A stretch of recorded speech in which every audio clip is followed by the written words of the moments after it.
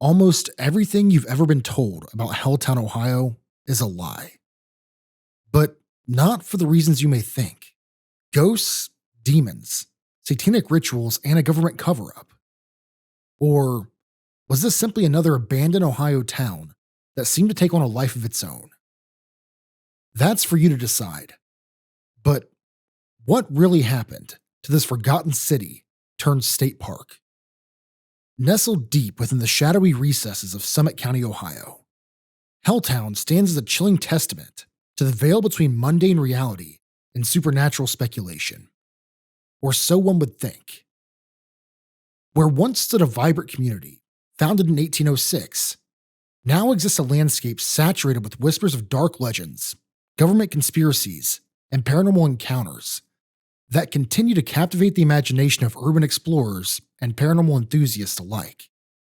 The transformation from Boston Mills to Helltown is a haunting narrative of institutional displacement, where the United States government's seemingly benign land acquisition of 1974 under President Gerald Ford's National Park Initiative became the crucible for a mythology far more sinister than its bureaucratic origins.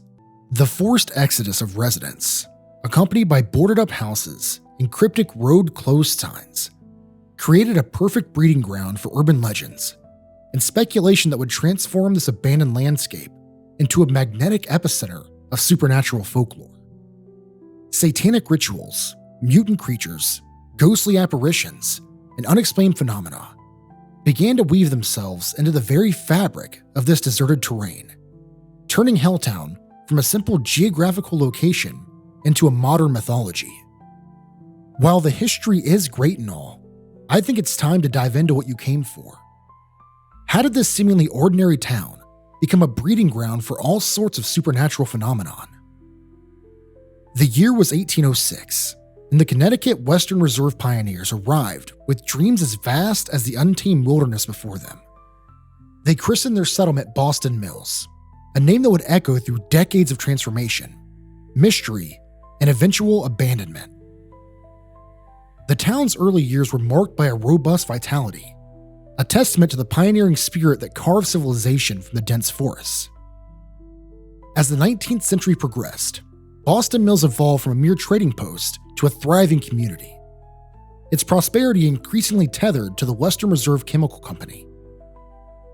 This industrial titan became the lifeblood of the region, producing chemicals that were essential to the booming rubber and plastics industries. Little did the residents know that the economic backbone powering their community would ultimately be the harbinger of its downfall. The chemical plant, with its haunting smokestacks towering in the distance of the nearby town, allegedly represented far more than a place of employment for the residents. According to local lore, this factory, and the smoke rising up from the darkness above, would slowly but surely set the stage for Helltown to be born.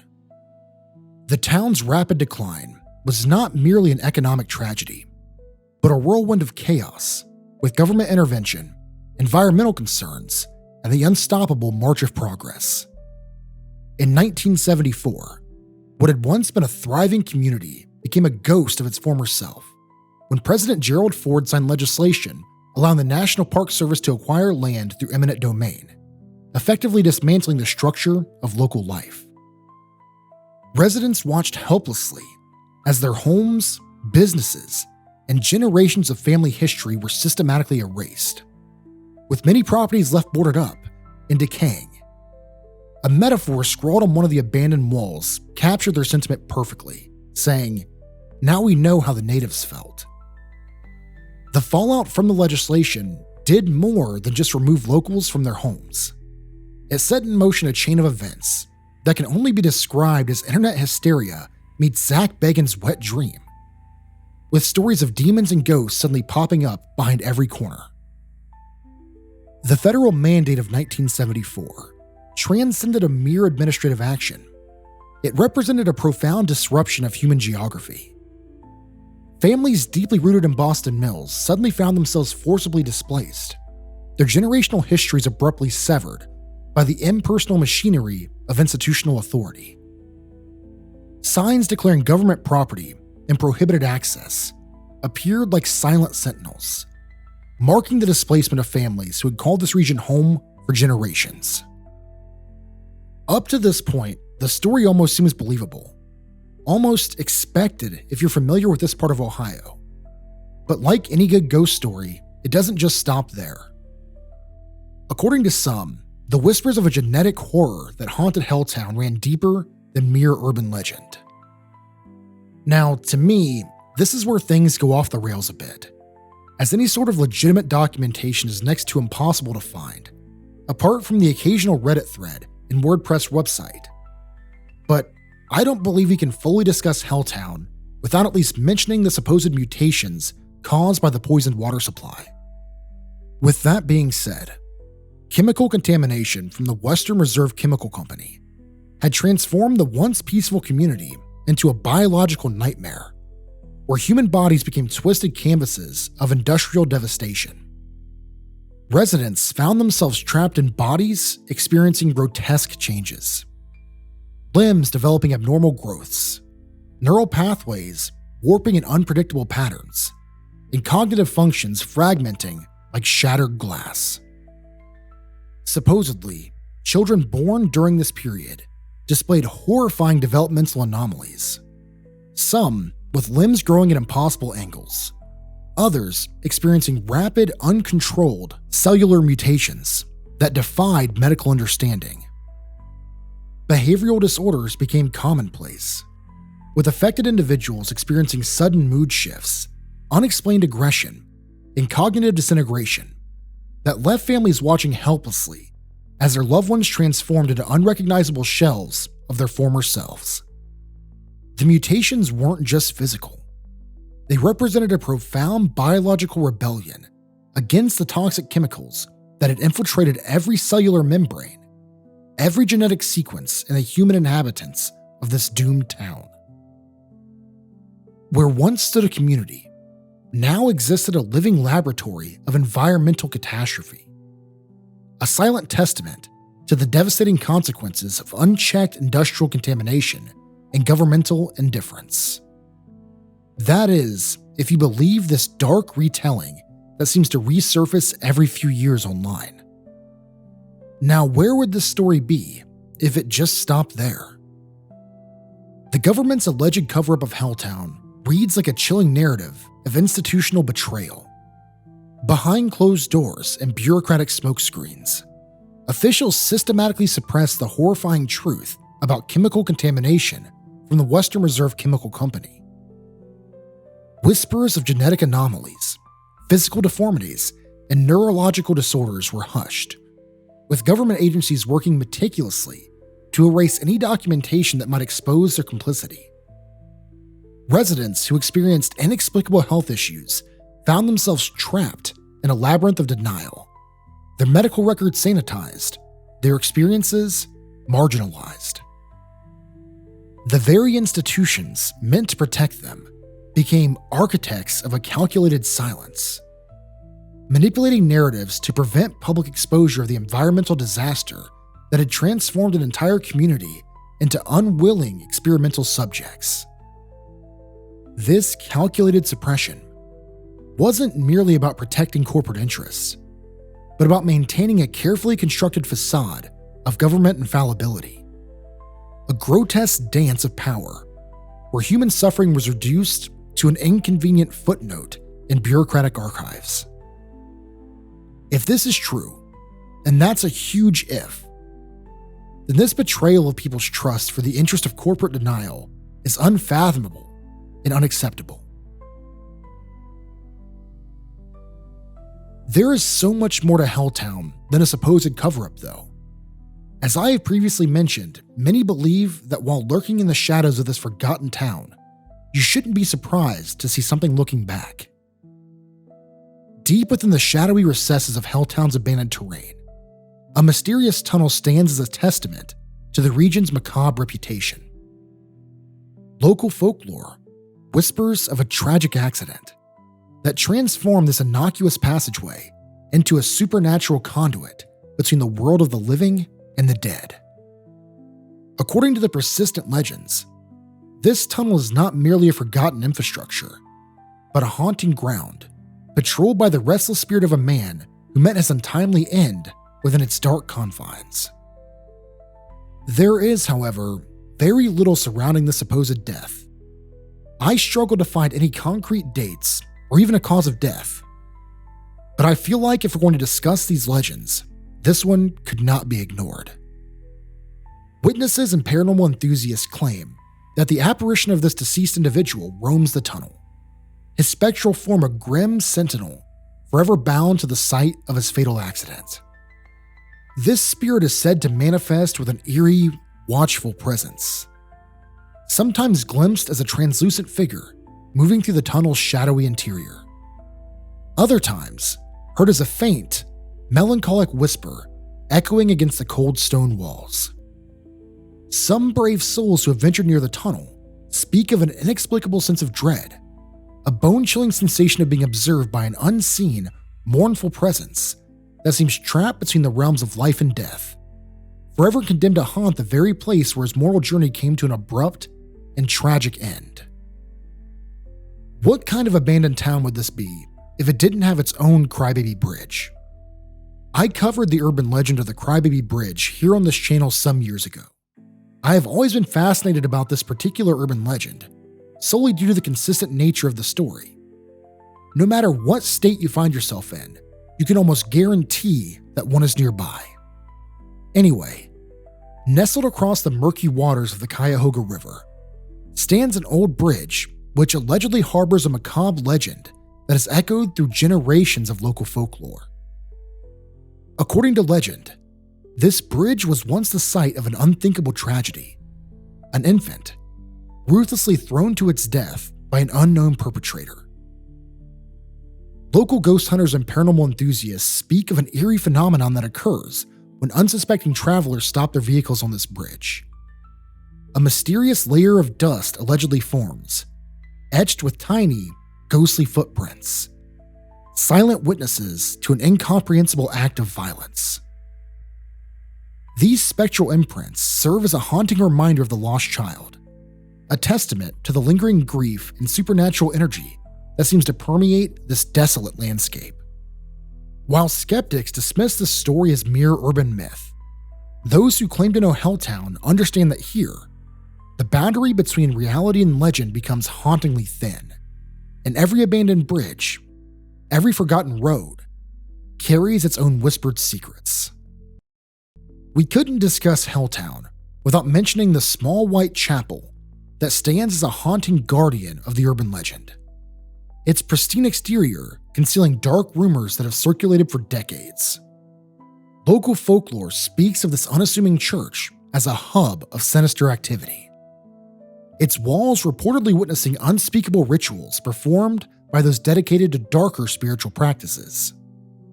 The architectural details, particularly the alleged upside-down crosses integrated into the church's design, have only fueled speculation about its macabre history.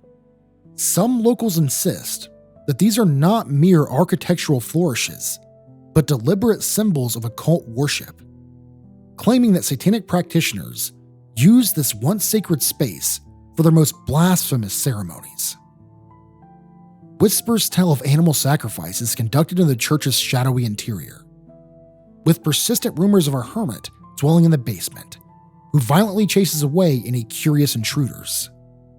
While paranormal investigators and skeptics alike have attempted to debunk these stories, the church remains a potent symbol of Helltown's mysterious reputation.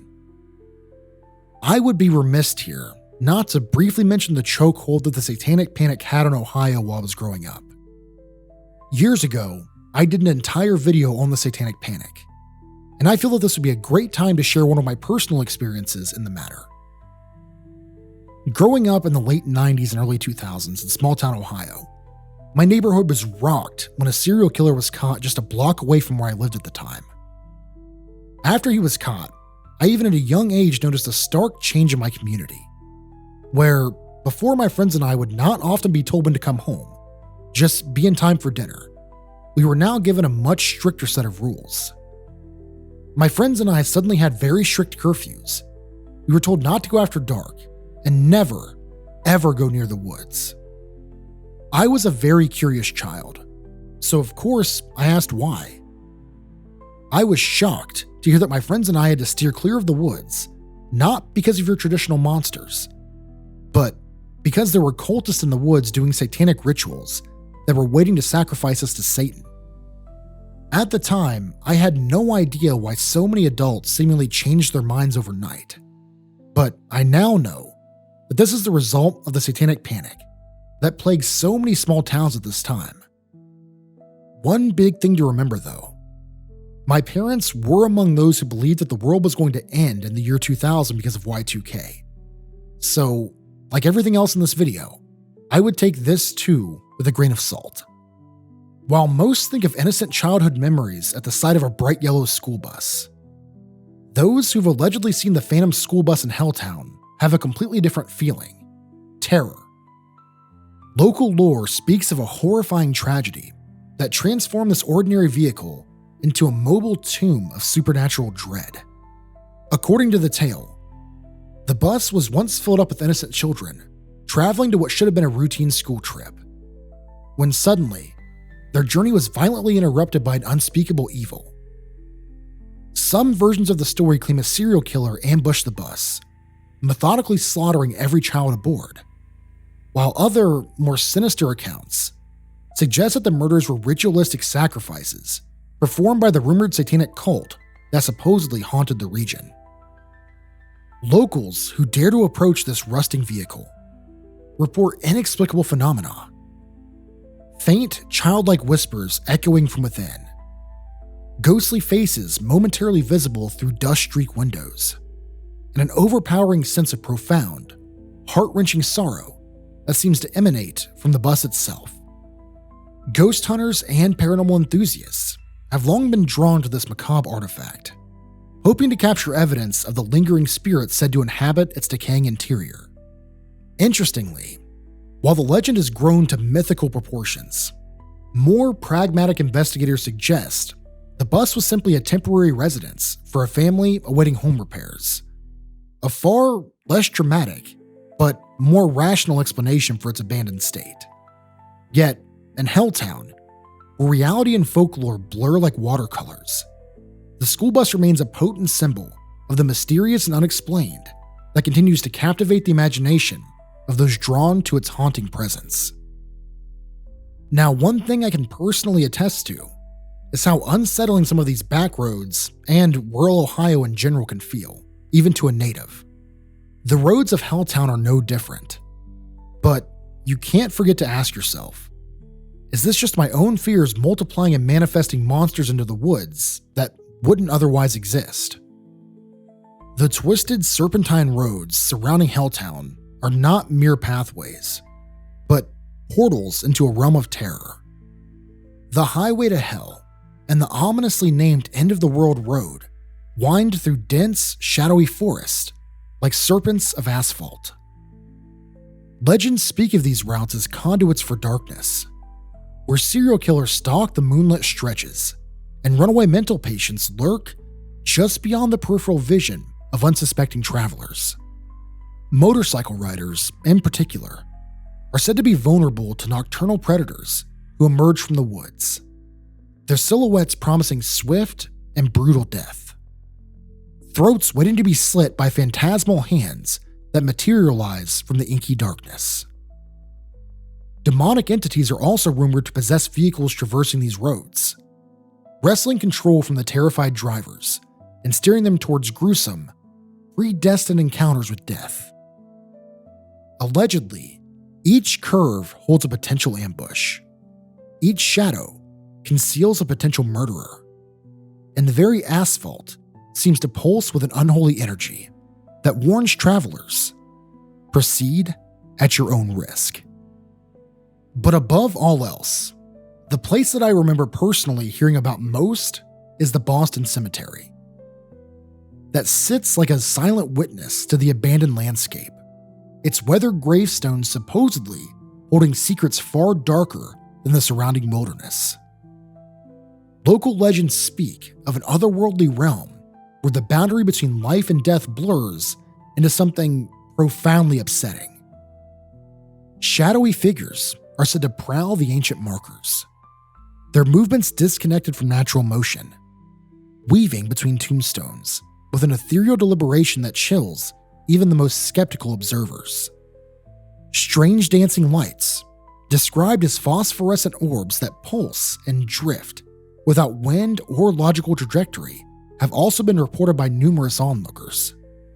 One account tells of a spectral figure perpetually seated on a lone cemetery bench, a translucent form that stares vacantly across the grounds, seemingly waiting on something or someone that never arrives. The trees surrounding the cemetery are said to move with an unnatural sentience, the branches twisting and reaching in ways that defy botanical logic, as if trying to communicate some long-forgotten message from the restless souls entered beneath the earth. While skeptics do dismiss these tales as mere rural mythology, those who have allegedly walked the cemetery grounds at twilight speak of an oppressive atmosphere, a palpable sense of unseen eyes watching, of whispers just beyond human hearing, and of a cold that seeps not just into bones, but into the very essence of one's being. My personal thought here is that graveyards are one of the last places you should go to find a ghost. Very rarely do we hear accounts of hauntings from where someone is laid to rest, apart from the occasional burial grounds being disturbed. So my question to you would be, is there something more about the Boston Cemetery? Or do graveyards just have a way of taking our mind out of reality and into the macabre, like a dog to a bone? The once infamous landscape of Helltown, Ohio, has undergone a profound metamorphosis, trading its reputation as a paranormal hotspot for a more serene existence within the boundaries of the Cuyahoga Valley National Park. Where eerie abandoned buildings and whispered urban legends once dominated the landscape, now only subtle echoes of its mysterious past remain. The government's demolition efforts in the summer of 2016 systematically erased most physical traces of the abandoned village, effectively silencing the most tangible elements of its spine-chilling mythology. Yet, despite the clinical removal of decaying structures and boarded-up houses, some people truly believe that the spectral energy of Helltown seems to persist. The Boston Cemetery stands as the sole reminder of the town's haunting legacy, still holding court with its rumored ghostly inhabitants in the mysterious atmosphere. Hikers and park visitors might traverse these grounds now, but those familiar with Helltown's dark folklore still claim the ability to sense the lingering whispers of cultists, mutant legends, and unexplained phenomena that once made this place a beacon for paranormal enthusiasts and urban legend hunters. The National Park Service may have sanitized the physical landscape, but the history and mythology of Helltown has persisted throughout the years, with many still chasing after the legends that once plagued that small community. Now, what most videos and articles fail to mention about Helltown is that it's not really a place you can visit anymore. At least, not for some time now. The majority of the town is gone. Getting there is next to impossible for the average hiker, and even when you do arrive, it's a mere shadow of its former self, with only the Boston Cemetery remaining. According to some friends of mine who went there to film last summer, most, if not all, the buildings are now gone. There are no electric fences or fantastical traps to keep you out, because there isn't anything to keep you from. Next time you see videos of an allegedly overly haunted location begin to gain traction, I would recommend reaching out to some locals if you can. One thing that I found on my travels is that the internet does an amazing job of warping your expectations of a location. We live in a world that information travels further and faster than ever before, and time after time during my research, I have found that things are very often not as they appear. What are your thoughts on Helltown? Have you been? Would you have gone? Be sure to let me know in the comments down below, because for now, for tonight, I think we're going to have to add the mystery of Helltown to our never-ending, but our always growing Tales from the Dark.